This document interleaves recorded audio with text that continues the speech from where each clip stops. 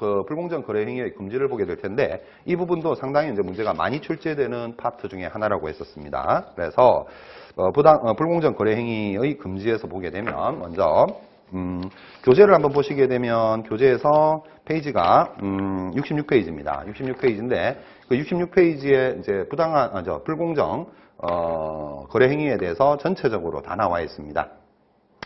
거기에서 보시게 되면 이제 우리가 앞으로 보게 될 건데 먼저 표를 한번 보시죠. 66페이지 표를 보시게 되면 법 제23조 제1항에서 이제 부당하게는 공정위가 입증 책임을 지는 것이고 그 위에 음영 표시된 부분 보고 있습니다. 정당한 이유 없이라는 것은 사업자가 입증 책임을 지도록 하고 있다는 거 보고 기억하셔야 됩니다. 지난 시간에 제가 이제 당연 위법 행위와 조리 위법 행위를 말씀을 드렸는데 부당하게라는 부분은 조리 위법 행위에 해당하기 때문에 그것은 공정거래위원회가 입증 책임을 지도록 하고 있고 정당한 이유 없이라는 것은 당연 위법 행위에 해당이 되기 때문에 정당한 이유가 있었음을 사업자 측에서 입증을 해야 되는 그런 문제가 있다 하는 것과 비교를 하셔가지고 기억을 하셔야 된다 하는 거고 그게 이제 그 우리가 법 조문에서 나와 있는 제1호부터 제7호까지 쭉 정리가 되어 있습니다. 그래서 먼저 한번 그냥 간단하게 보고 나중에 세부적으로 들어갈 건데 뭐 세부적인 내용까지는 보실 필요 없고 전체 1호부터 7호까지 어떤 내용이 있는가를 먼저 한번 보죠.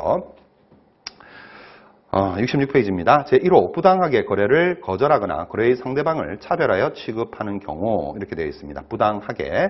그다음 제2호 부당하게 경쟁자를 배제하는 행위다. 제3호 부당하게 경쟁자의 고객을 자기와 거래하도록 유인하거나 강제하는 행위다. 제4호 자기의 거래상 지위를 부당하게 이용하여 상대방과 거래하는 행위다. 제5호 거래의 상대방의 사업활동을 부당하게 구속하는 조건으로 거래하거나 다른 사업자의 사업활동을 방해하는 행위다.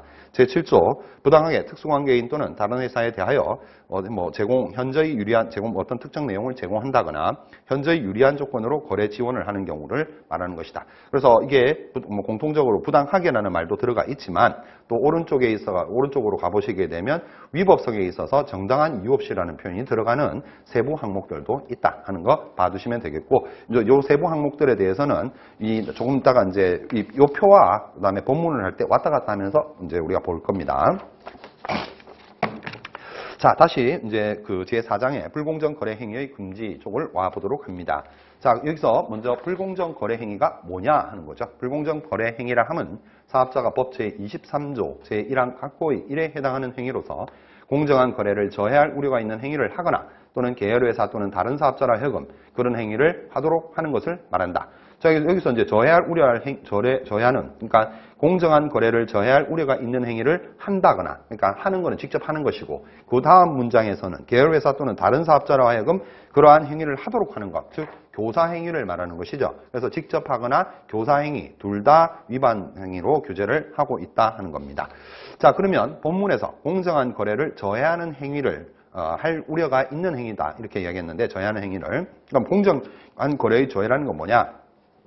자, 공정한 거래의 저해라는 것은 법 제23조 제1항 각 호에 규정된 부당하게와 의미가 동일한 것으로 보는 것이 일반적이다 이렇게 되어 있죠. 자, 그러면은 부당하게 여러분들은 이제 계속 부당하게 정당한 이유 없이 이런 것들을 보게 될 텐데 부당하게라는 것은 조리위법행위다 하는 것 명심하시고 그러면 이 조리위법행위하고 공정한 거래의 저해하고 연관시켜서 생각하시면 되겠죠. 동일하다고 보는 것이 일반적이라고 했기 때문에 그 다음에 이 공정거래 저해성이라는 건 뭐냐 이제 공정거래 저해성은 경쟁 제한성과 그래서 경쟁 제한을 하는 것과 그다음 불공정성을 포함하는 넓은 개념으로 본다. 경쟁 제한성, 불공정성에다가 체킹을 해두십니다.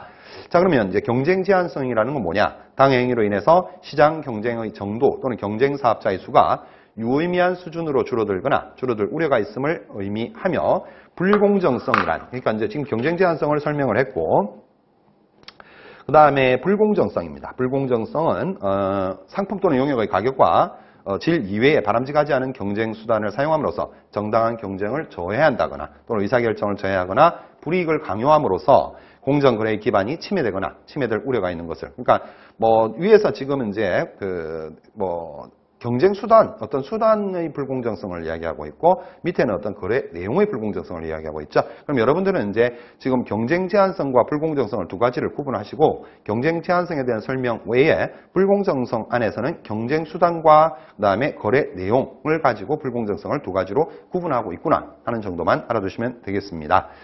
자, 그다음에 두 번째 보시게 되면 위에서 본문에서 뭐라고 되어 있었냐 하면은 두 번째 줄에 공정한 거래를 저해할 우려가 있는 행위라고 했습니다. 그러한 행위를 하거나 이렇게 되어 있는데, 자, 다시 말해서 이 불공정 거래 행위라는 것은 구체적 결과 발생을 요하지 않는다. 우려라는 표현이 들어가 있기 때문에 우려가 있는 것만으로도 불공정 거래 행위가 성립하는 데는 영향을 주지 않는다. 즉 불공정 거래 행위가 성립할 수 있다는 거죠.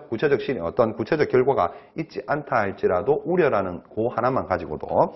세 번째, 사업자가 직접 불공정 거래 행위를 하는 경우뿐만 아니라 계열회사 또는, 자, 세 번째에서는 교사 행위를 이야기하고 있는 거죠.